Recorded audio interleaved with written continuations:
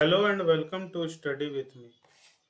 हम लोग यहाँ संथाल जनजाति को डिस्कस कर रहे थे और ऑलरेडी हमने इसका पार्ट 1 और पार्ट 2 हमने कवर कर लिया था, जहाँ पर हमने शिक्षा तक इसके सारे टॉपिक कवर कर लिए थे। ठीक है, परिचय से लेकर हमने शिक्षा तक सारे टॉपिक इसके कवर कर लिए हैं। आज इसका पार्ट 3 है और ये इसका लास्ट पार्ट होगा और आज संथाल जनजाति को हम पूरी तरीके से कंप्लीट कर लेंगे। अब बचे हुए जो टॉपिक है उसको कवर आज करेंगे, जो कि ये धार्मिक जीवन, संथाल जनजाति का धार्मिक जीवन कैसा था, वो लोग कौन कौन से त्यौहार मनाते थे, और राजनीतिक जीवन उनका कैसा था, और लास्ट है आर्थिक जीवन उनका कैसा था। तो ये 4 टॉपिक आज हम लोग संथाल जनजाति के पूरी तरीके से कवर करते हैं। तो आइए बिना किसी देरी के आज के सेशन को शुरू करते हैं। पहला जो टॉपिक है वो है धार्मिक जीवन। तो देख लेते हैं संथाल जनजातियों का धार्मिक जीवन कैसा था। तो संथाल जनजाति का धार्मिक जीवन अनेक देवी देवताओं तथा प्रेत आत्माओं में विश्वास तथा पर्व त्योहारों से जुड़ा हुआ था। यानी संथाल जनजाति जो है काफी धार्मिक जीवन थे। उन्होंने देवी देवताओं को पूजा करते थे, प्रेत आत्माओं में भी उनका विश्वास था, और पर्व और त्योहारों से भी वो जुड़े हुए थे। यही कारण है कि संथाल के धर्म को यूरोपीय विद्वानों ने प्रेतवाद की संज्ञा प्रदान की है। ठीक है, स्नातन संथालों को बोंगा होड़ कहा जाता है। स्नातन संथालों को बोंगा होड़ कहा जाता है। स्नातन संथालों का विश्वास है कि किसी व्यक्ति, परिवार या गांव की कुशलता उनके बोंगा गुरु तथा हपड़ामको यानी पितरों तथा देवी देवताओं की दया पर ही निर्भर करता है। अकाल, महामारी इत्यादि उन्हीं के क्रोध का प्रतिफल है, अतः उन्हें प्रसन्न रखने के लिए उनकी आराधना करना तथा उन्हें बलि, हड़ियां या भोग चढ़ाना आवश्यक है। संथालों का सबसे बड़ा देवता सिंह बोंगा यानी सूर्य सिंह बोंगा के बाद मारंग बुरु उनका दूसरा सबसे बड़ा देवता है। पहला सबसे बड़ा देवता कौन है? तो सिंगा बोंग या सिंह बोंगा। ठीक है, और उसके दूसरा है मारंग बुरु। मारंग बुरु उनका दूसरा सबसे बड़ा देवता है संथाल जनजातियों का। इस जनजाति के अन्य बोगा, हापड़ामको, गोसाई एरा, मोडेको, तुईको, जारहर एर, मांझी, हड़ाम बोंगा, ओड़ाक बोंगा, अवगे बोंगा यानी गृह देवता को अगवे बोंगा कहते हैं, और अवगे बोंगा को परिवार का देवता कहते हैं। पूर्वज बोंगा का निवास घर के अंदर होता है। प्रत्येक संथाल गांव के बीच में एक चौकोर चबूतरा होता है जिसे मांझी थान कहा जाता है। इस जगह गांव के मांझी के पीतर पत्थर के टुकड़ों के रूप में प्रतीकात्मक रूप से स्थापित होते हैं।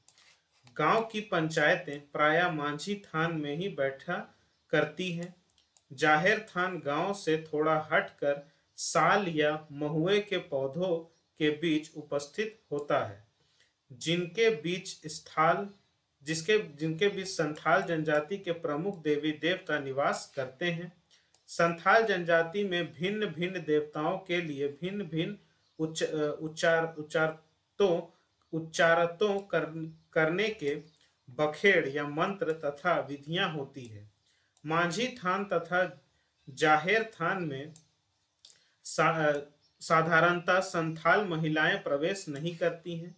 संथाल जनजाति भूत प्रेत तथा जादू टोने में विश्वास रखती है। इनके बीच ओझा तथा डायन भी होते हैं। ओझा लोगों को बीमारियों तथा अलौकिक संकटों से मुक्त करता है। डायन को हानि का कारक तथा समाज विरोधी समझा जाता है। इन दिनों संथाल जनजाति के बीच कुछ हिंदू देवी देवता जैसे शिव, दुर्गा इत्यादि की भी पूजा की जाने लगी है, जिन्हें बलि तथा चढ़ावा चढ़ाया जाता है। कालांतर में चलकर संथाल जनजाति के बीच कई आचार्यों का प्रादुर्भाव हुआ, जिनमें एक भागीरथ बाबा भी थे, जिनके प्रयास से संथाल जनजाति में साफा होड़ या आंदोलन का सूत्रपात हुआ। साफाहोड़ या शुद्ध संथाल संप्रदाय संथालों के परंपरागत धार्मिक एवं सांस्कृतिक सुधारवादी क्रिया के फलस्वरूप पुनर्जागरण के रूप में उभारा। साफाहोड़ संप्रदाय के केवल एक ईश्वर पर विश्वास कर उसकी आराधना की जाती है। इस संप्रदाय के लोग भूत प्रेत में विश्वास नहीं रखते। साफाहोड़ संप्रदाय द्वारा संपादित किए गए धार्मिक कृतियों में बलि तथा मदिरापान के लिए कोई स्थान नहीं है।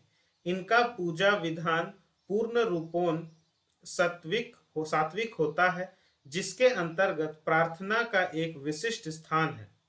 आचरण की शुद्धता, निरामिष आहार, मद निषेध, अहिंसा तथा नियमित ईश्वर उपासना इसकी प्रमुख धार्मिक विशेषताओं में है। वे शिव, सरस्वती, ब्रह्मा तथा अन्य हिंदू देवताओं को भी आराधना करते हैं, किंतु इस संप्रदाय के लोगों ने अपनी जातिगत संस्कारों तथा पर्व त्योहारों का पूर्णतः त्याग नहीं किया है। वे बलि तथा हड़ियां के स्थान पर फल फूल, मिष्ठान, दूध, तुलसी, दल तथा उपयोग किया करते हैं।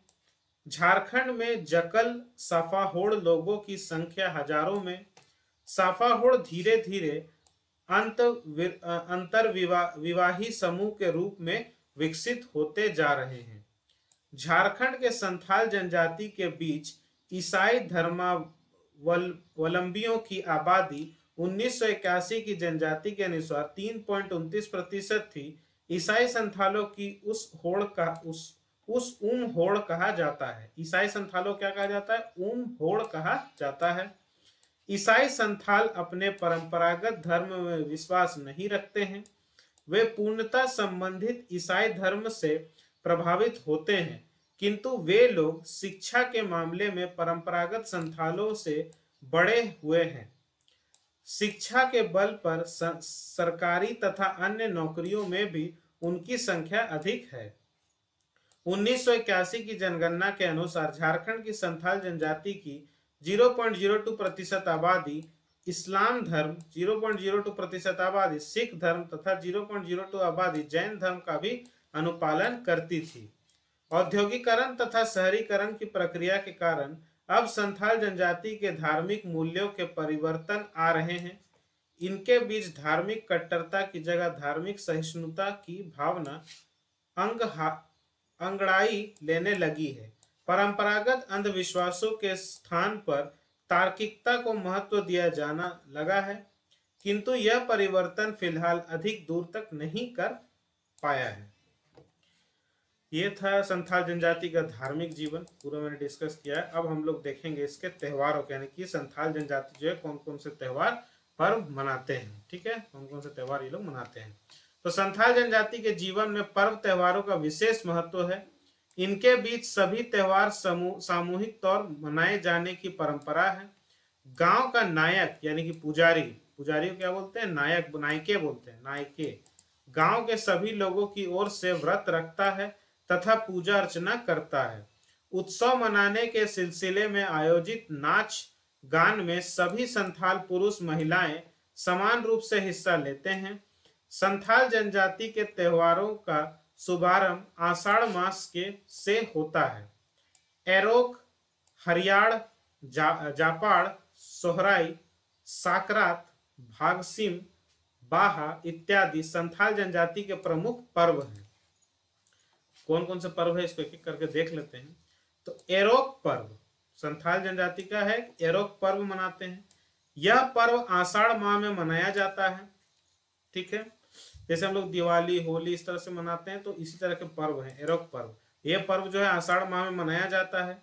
इस अवसर पर गांव के जाहेस्थान में देवी देवताओं के नाम से मुर्गी की बलि दी जाती है तथा बलि भांति बीज उगाने के लिए प्रार्थना की जाती है।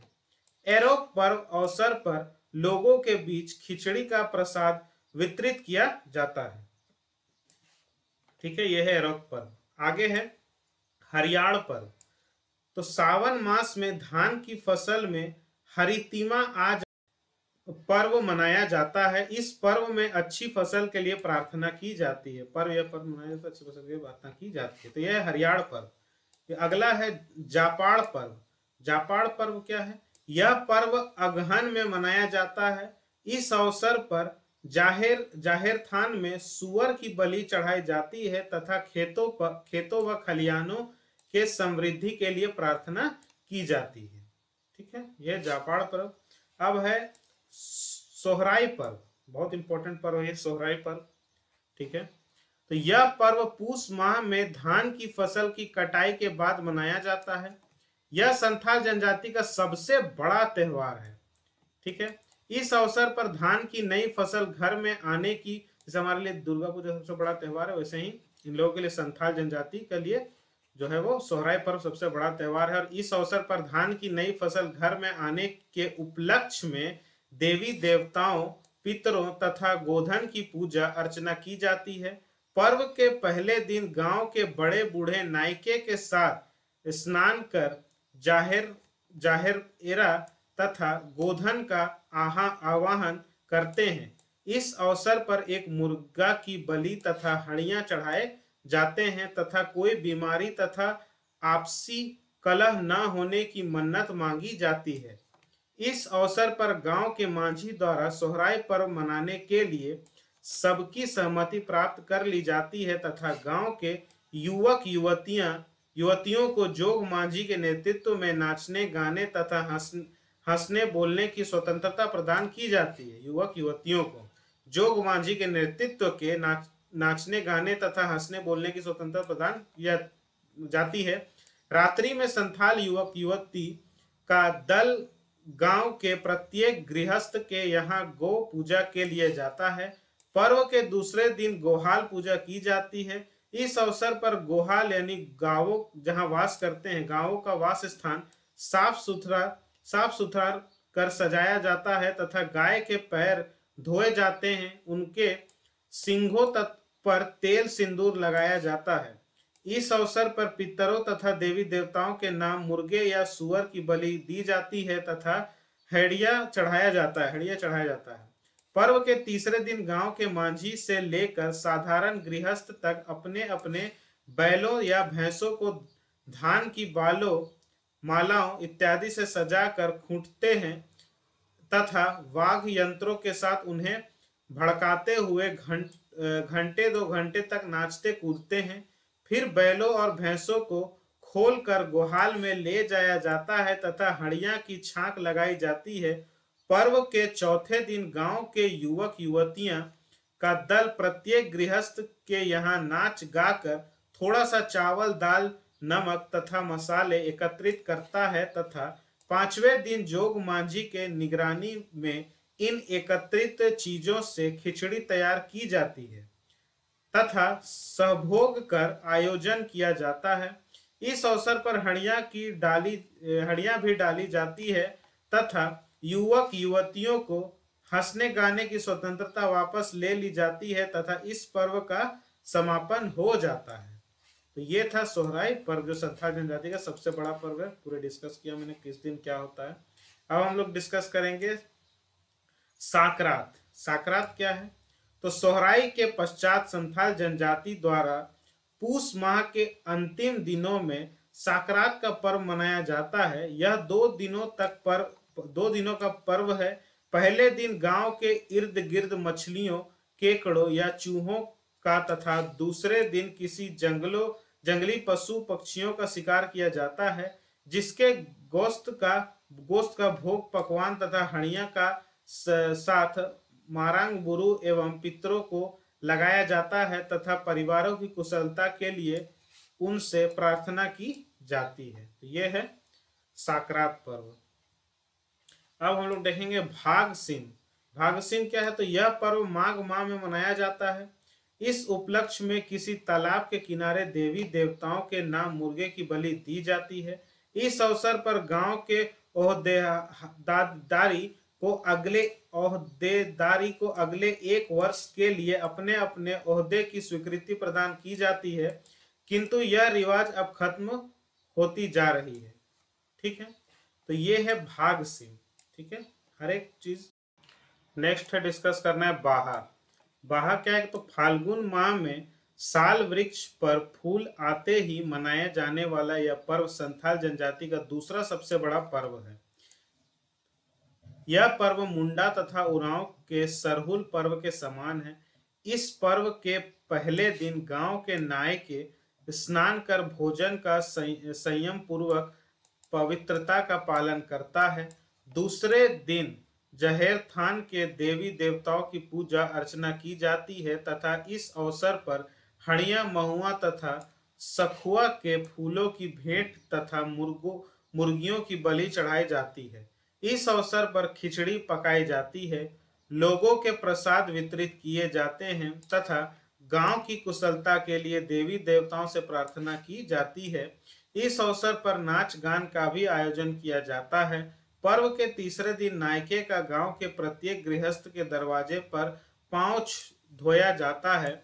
बदले में नायके प्रत्येक गृहस्थ को साल की मंझरियों को गुच्छा प्रसाद स्वरूप प्रदान करते हैं। इसके बाद शुद्ध जल की होली खेली जाती है। लोग एक दूसरे पर पानी का बौछार डालकर आपसी बैर द्वेष को भूल जाते हैं। हंसी मजाक के रिश्तों के अनुसार पानी से भिंगाने की धामक कचौड़ी शाम तक चलती रहती है। धामक चौड़ी, ठीक है, धाम कचौड़ी, ठीक है, शाम तक चलती रहती है। तो ये है बाहा पर्व, ठीक है। अब हम लोग देखेंगे बंधना पर्व, ठीक है। बंधना पर्व क्या है संथाल जनजाति का, तो यह त्योहार चैत या बैसाख महीने में मनाया जाता है। इस अवसर पर सभी देवी देवताओं की पूजा अर्चना की जाती है तथा उन्हें बलि चढ़ाई जाती है। इस त्योहार के अवसर पर लोग मित्रों तथा सगे संबंधियों के साथ एक सप्ताह या उससे अधिक दिनों तक खाते पीते, नाचते गाते तथा खुशी मनाते हैं। इस प्रकार संथाल जनजाति के पर्व प्रक्रिया कृषि तथा अलौकिक शक्तियों से संबंधित है। यही कारण है कि इनके पर्वों का समय मौसम तथा कृषि आवश्यकता के अनुसार सुनिश्चित होते हैं, ठीक है। तो ये था सारा पर्व जो मैंने डिस्कस किया, त्योहार जो मनाते हैं संथाल जनजाति। अब हम लोग नेक्स्ट आगे डिस्कस करेंगे कि संथाल जनजाति का राजनीतिक जीवन कैसा है, ठीक है। संथाल जनजाति का राजनीतिक जीवन को डिस्कस करेंगे। तो झारखंड की संथाल जनजाति का परंपरागत राजनीतिक जीवन काफी सुसंगठित तथा व्यवस्थित रहा है। इस जनजाति के परंपरागत राजनीतिक का अपना एक विशिष्ट स्वरूप रहा है, जिसके माध्यम से संथाल जनजाति के जनजातिगत प्रतिमानों तथा मूल्यों के अनुसार व्यवहार करने पर बल दिया जाने के कारण संथाली एकात्मकता को अक्षुण्ण बनाए रखे जाने में काफी सहायता मिली है। प्रत्येक संथाल गांव में एक पंचायत होती है जिसके मांझी, परामनिक, जोग मांझी, जोग परामनिक तथा गोरेत सदस्य होते हैं। संथाल जनजाति में राजनीतिक संगठन इसी गांव पंचायत से प्रारंभ होता है, जिसका प्रधान मांझी कहलाता है। मांझी का सहायक जोग मांझी कहलाता है। मांझी की अनुपस्थिति में ग्राम परिषद की अध्यक्षता परामनिक करता है। परामनिक का सहायक जोग परामनिक कहलाता है। मांझी का कार्य विवाह संबंध स्थापित करने के लिए अनुमति देना तथा ग्राम पंचायत के द्वारा गांव के निवासियों के झगड़े का निपटारा करना है। जोग मांझी का प्रमुख कार्य अपनी राजनीति के लोगों के आचरण का ध्यान रखना एवं विवाह संबंधी समस्याओं को सुलझाना है, ठीक है।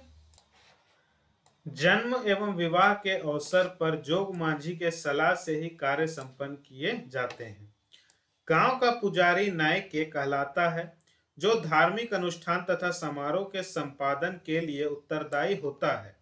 नायके के सहायक कदम नायके कहलाता है, जिसका कार्य जंगल तथा पहाड़ियों के भूत प्रेत को प्रसादित करना है।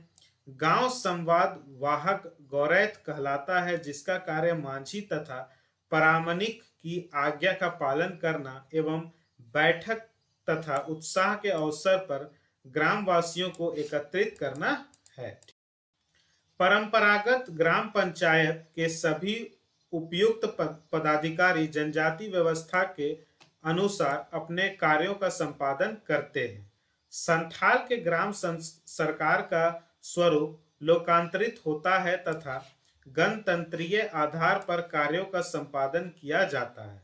गांव के परिवार विभाजन, संपत्ति का बंटवारा, विवाह, विवाद, तलाक, अत्याचार, बलात्कार, अन्य अपहरण, जमीन विवाद, निषिद्ध यौन संबंध, भूत तथा डायन का विवाद, पालतू पशुओं से फलों की रक्षा इत्यादि संबंधी विवाद परंपरागत ग्राम पंचायत में रखे जाते हैं, जिसका फैसला मांझी के नेतृत्व में ग्राम परिषद सभा द्वारा किया जाता है। ग्राम पंचायत के सभी इसके बाद से सभी पद वंशानुगत रूप से पिता से जुड़े पुत्र को प्राप्त होने लगे। यदि ग्राम पंचायत को कोई पदाधिकारी अयोग्य तथा स्वार्थी होता है तो गांव में से किसी दूसरे योग्य व्यक्ति को उसके स्थान पर चुना जाता है। पहले मांझी, जोग मांझी तथा नायके को लगान मुक्त जमीन दी जाती है। ठीक है। प्रत्येक संथाल गांव एक बड़े राजनीतिक संगठन जिसे परगना कहा जाता है की एक इकाई होता है। प्रायः 10-12 गांवों को मिलाकर एक परगना होता है। परगना के प्रधान का चुनाव गांव के पंचायत के मांझियों से किया जाता है, जिसके परगनैत कहा जाता है। परगनैत का एक सहायक होता है जो देश मांझी कहलाता है। देश मांझी संदेश वाहकों की नियुक्ति करता है, जिसे चाकलादार कहा जाता है। परगना में शामिल सभी गांव का मांझी परगनैत परिषद के सदस्य होते हैं। परगनैत परिषद में अंतरग्राम के झगड़ों का निपटारा किया जाता है। परगनैत परिषद की अध्यक्षता करता है तथा दोषी व्यक्ति को सजा देता है। दोषी व्यक्ति पर लगाए गए जुर्माने में से कुछ हिस्सा परगनैत को भी प्राप्त होता है। परगनैत अपने क्षेत्र के सभी गांवों के सामाजिक कार्यों का अभिरक्षक होता है। इसकी अनुमति के बिना कोई विवाह संपादित नहीं कर सकता। बिटलाहा जैसे सामाजिक बहिष्कार की प्रक्रिया को सुनिश्चित करने में परगनैत की महत्वपूर्ण भूमिका होती है। ठीक है। आगे है कि संथाल जनजाति में सैंदर वैसी या शिकार परिषद की भी परंपरा रही है, जिसके प्रधान को दिहरी कहा जाता है। सेंद्रा बेसी को संथालों का उच्च न्यायालय भी माना जाता है, जिसे अंतर्गत मांझियों तथा परगनैत के फैसलों की अपीलें की जाती है। इसकी बैठक वर्ष में एक बार शिकार के समय आयोजित की जाती है। कालांतर में चलकर संथाल जनजाति के परंपरागत राजनीतिक संगठन में काफी परिवर्तन आया। अंग्रेजी शासन के दौरान जमींदारी प्रथा के कारण संथालों की परंपरागत राजनीतिक संगठन पर प्रतिकूल प्रभाव पड़ा। अंग्रेजी शासकों से कड़ा प्रशासन लागू करने तथा ज्यादा से ज्यादा कर की वसूली करने के लिए संथालों की स्वायत्त शासन व्यवस्था में तब्दीली लाया। मांझी को वृत्ति देकर उन्हें अंग्रेजी सरकार का वफादार बना दिया गया। परगनैत के कार्य क्षेत्रों में अंग्रेजों शासन दखलंदाजी करने लगी। बिटलाहा के अवसर पर कानून व्यवस्था बनाए रखने के लिए दंडाधिकारी प्रतिनियुक्ति किए जाने लगे। ईसाई मिशनरी के द्वारा ईसाई के प्रचार में परिणाम स्वरूप भी संथाल जनजाति के परंपरागत राजनीतिक संगठन के विघटन को बल मिला। ठीक है। आगे है स्वतंत्रता प्राप्त के बाद पंचायत राज्य व्यवस्था लागू किए जाने के कारण संथाल के गांवों में वैधानिक पंचायतों की स्थापना की गई। इसके फलस्वरूप भी संथाल जनजाति की परंपरागत राजनीतिक संगठन में हास्य के लक्षण उत्पन्न हुए। लोकांतरित प्रक्रिया तथा शिक्षा के प्रसार के कारण अब संथाल जनजाति के परंपरागत शक्ति संरचना पर प्रदत्त प्रतिस्थिति के साथ के पर अर्जित परिस्थिति की महत्ता बढ़ाने लगी है। वैधानिक न्यायालयों पंचायतों स्थापना के कारण संथाल जनजाति के परंपरागत पंचायतों का स्वरूप कमजोर पड़ने लगा है, किंतु राजनीतिक एवं सामाजिक क्षेत्र में ये परंपरागत पंचायतों जनजाति के आधार पर संगठित होने के कारण वर्तमान समय में भी चुनाव शक्ति का प्रमुख स्रोत बनी हुई है। लोकसभा तथा विधानसभा के चुनाव के अवसरों पर आज भी संथाल जनजाति के परंपरागत राजनीतिक संगठनों का महत्व बढ़ जाता है। नवीन जनजातीय शक्ति संरचना में राजनीतिक दलों का भूमिका अधिक प्रभावशाली बनती जा रही है। प्रत्येक राजनीतिक दल संथाल गांव की जनजातीय संरचना का जनसंख्या शक्ति के आधार पर संथाल जनजातीय समूह को बदली हुई शक्ति संरचना में सर्वोच्च स्थान प्राप्त होने लगा है। संथाल जनजाति की परंपरागत शक्ति संरचना अपने परंपरागत स्वरूप से हटकर नूतनता को आत्मसात करने लगी है, जिसके कारण आनुवांशिकता जनजाति धर्म तथा संरचना कुछ बाह्य परिवर्तनों के बावजूद आज भी अपने परंपरागत स्वरूप के अनुक्षण बनाए हुए है। ठीक है, ये था पूरा राजनीतिक जीवन संथाल जनजाति का। काफी पूरे डिटेल में हर एक फैक्ट्स को मैंने कवर किया है। आइए बढ़ते हैं आज के हमारे लास्ट टॉपिक की ओर, जो संथाल जनजाति का है वो है आर्थिक जीवन। ठीक है, संथाल जनजाति का आर्थिक जीवन कैसा है उसको डिस्कस करते हैं। तो झारखंड की संथाल जनजाति का आर्थिक जीवन मुख्य रूप से कृषि पर आधारित है। यह जनजाति स्थानीय गांवों में निवास करती है, जहां हल बैल की सहायता से इस जनजाति द्वारा खेती की जाती है। कृषि मुख्य रूप से मानसून पर निर्भर करती है। कुछ कृषि क्षेत्र की सिंचाई कुआं, तालाबों तथा नदी नालों की सहायताओं से भी की जाती है। धन संथाल जनजाति की प्रमुख फसल है। संथाल जनजाति की प्रमुख फसल है। धान के अलावे यह जनजाति गेहूं, मकई, बाजरा, कोदो, मड़ुआ, अरहर, सूतनी, कुथली, घंघरा, सरसों, सरगुआ, सब्जियों इत्यादि भी उपजाती है। सिंचाई के साधनों का अभाव तथा कृषि के वैज्ञानिक गतिविधियों के उपयोग के लिए जाने के कारण कृषि उत्पादन पर्याप्त नहीं होता। संथाल जनजाति द्वारा पशुपालन भी किया जाता है। यह जनजाति बैल, गाय, भैंस, भेड़, बकरी, मुर्गी, सूअर इत्यादि पालती है, जो उनकी आय के पूरक स्रोत होते हैं।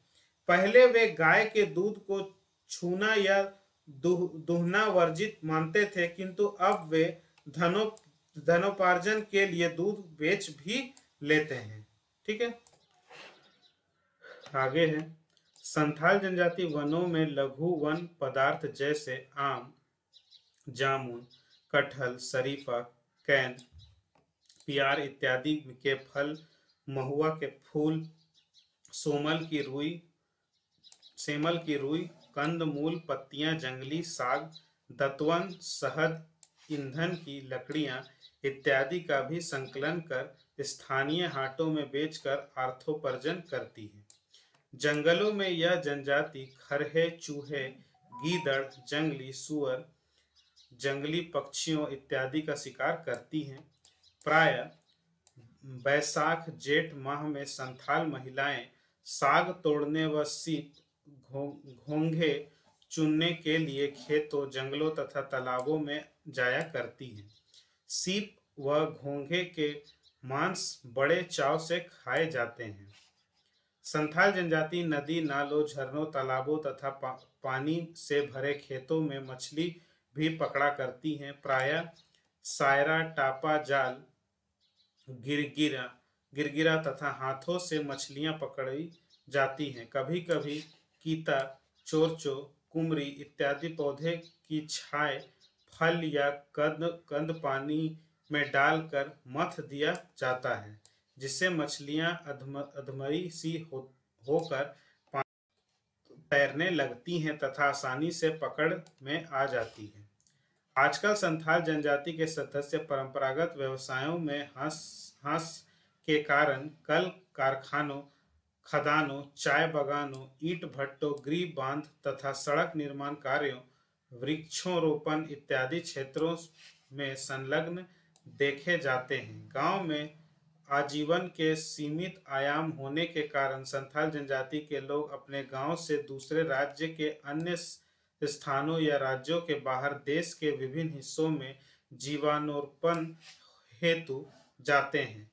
यद्यपि यह प्रवास प्रायः स्थानीय होता है, किंतु कुछ लोग नियमित तथा मोनुकूल रोजगार मिलने के कारण वहां स्थायी तौर से बस भी जाते हैं। रोजगार की तलाश में अपनी गांव से पलायन कर दशा के संथालों की संस्कृति को कुछ हद तक प्रभावित किया है, जिसके कारण उनके खान पान, पहनाव तथा सामाजिक रस्म रिवाजों में परिवर्तन देखने को मिलते हैं।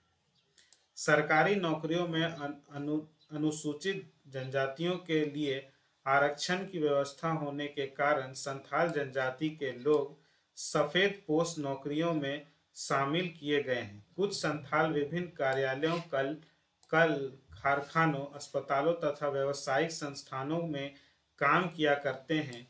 कुछ संथाल जनजाति के सदस्य अपने निजी व्यापारिक धंधों में भी संलग्न हैं। ठीक है। कृषि के परंपरागत तरीके कृषि में अवसंरचनात्मक सुविधाओं का अभाव, सिंचाई, कृषि परीक्षण, यातायात, विपणन तथा विस्तार सेवाओं की कमी, मानसून की अनिश्चितता, मिट्टी के अम्लीय संलक्षक, जंगलों का हास्य ऋणग्रस्तता, मद्यपान, असमान आर्थिक विकास, बढ़ती जनसंख्या का दबाव इत्यादि के कारण संथाल जनजाति की आर्थिक स्थिति अच्छी नहीं है। सरकारी स्तर पर अनुसूचित जनजातियों के विकास के लिए चलाए जा रहे विभिन्न कल्याणकारी योजनाएं जैसे समेकित जनजातीय विकास योजना, मांडा कार्यक्रम, वन विकास निगम, आदिवासी सहकारी विभाग निगम, ट्राइसम योजना, समेकित बाल विकास योजना, विशेष पशुधन उत्पादन कार्यक्रम इत्यादि से संथाल जनजाति के सदस्यों को अशिक्षा, रूढ़िवादिता, स्वास्थ्य नेतृत्व का अभाव, गुटबंदी इत्यादि के कारण समुचित लाभ नहीं मिल पाता है। संथाल परगना टेनेंसी एक्ट 1947 के द्वारा इनकी भूमि का हस्तांतरण की प्रक्रिया को रोकने में मदद मिलती है। ठीक है। 1981 की जनगणना के अनुसार संथाल जनजाति की 36.95% जनसंख्या कार्यशील है। इसकी जनसंख्या का 24.59% कृषक के रूप में कृषि कार्यों से संलग्न थे, जबकि 8.83% आबादी कृषि श्रमिक के रूप में कार्यरत थी। खनिज तथा खदानों में इस जनजाति की लगभग 0.98% आबादी संलग्न थी, जबकि व्यापार वाणिज्य में मात्र 0.12% इसकी आबादी है। 9.64 प्रतिशत लोगों का अस्तित्व सीमांत कामगार के रूप में थी। संथाल महिलाओं का लगभग 65.70% जनसंख्या अकार्यशील है। कृषि तथा इससे संबद्ध कार्यों को छोड़कर शेष कार्यों में संथाल महिलाओं की सहभागिता नगण्य है। संथाल महिलाओं को प्रशिक्षण कर गृह उद्योगों में लगाया जाना इनकी आर्थिक समृद्धि के लिए अति आवश्यक है। आज झारखंड की संथाल जनजाति विकास की नई राह पर अग्रसर है। नियोजित विकास योजनाओं इनके बीच सामाजिक, राजनीतिक तथा आर्थिक परिवर्तन के प्रमुख उत्प्रेरक हैं। आजकल इनके सामाजिक संरचना के अंतर्गत परंपरागत प्रभाव छीना होने लगा है। परिवहन व संचार माध्यम, धर्मनिरपेक्ष शिक्षा, प्रजातंत्र तांत्रिक मूल्यों के प्रसार, औद्योगिकरण, शहरीकरण तथा पर संस्कृति की प्रक्रिया के कारण इनकी परंपरागत जीवन शैली प्रभावित हुए बिना नहीं रह पाई है, किंतु यह परिवर्तन ग्राम संथालों की अपेक्षा शहरी क्षेत्रों में विकास करने वाले संथालों के बीच ज्यादा स्पष्ट दिखाई पड़ती है। तो ये था संथाल जनजाति का आर्थिक जीवन, और इसके साथ संथाल जनजाति पूरी तरीके से मैंने यहाँ पे डिस्कस कर दिया है। ठीक है, तो हर एक फैक्ट्स को मैंने यहाँ पे डिस्कस किया, हर टॉपिक को मैंने यहाँ कवर कर दिया है। ठीक है, परिचय से लेकर आर्थिक जीवन तक पूरे 17 टॉपिक्स हैं, और इससे मैंने पूरे संथाल जनजाति को मैंने यहाँ पे पूरे डिस्कस कर लिया है। अगला जो हमारा टॉपिक होगा वो हम लोग डिस्कस करेंगे झारखंड की अन्य जनजातियों को। ठीक है, तो पूरे 3 पार्ट में मैंने संथाल जनजाति को कवर किया है। सारे पार्ट्स आप देखेंगे शुरू से, तो आपको हर एक टॉपिक समझने में काफ़ी आसानी होगी। वीडियो पसंद आता है तो वीडियो को लाइक करिए, शेयर करिए, चैनल को सब्सक्राइब करिए, और 1K का टारगेट जो है इसको कंप्लीट करिए। ठीक है, और ज़्यादा से ज़्यादा लोगों को शेयर कीजिएगा तो ज़्यादा से ज़्यादा लोगों को फ़ायदा इसका पहुँचेगा। ठीक है, मिलता हूँ नेक्स्ट लेक्चर में, तब तक के लिए जय हिंद।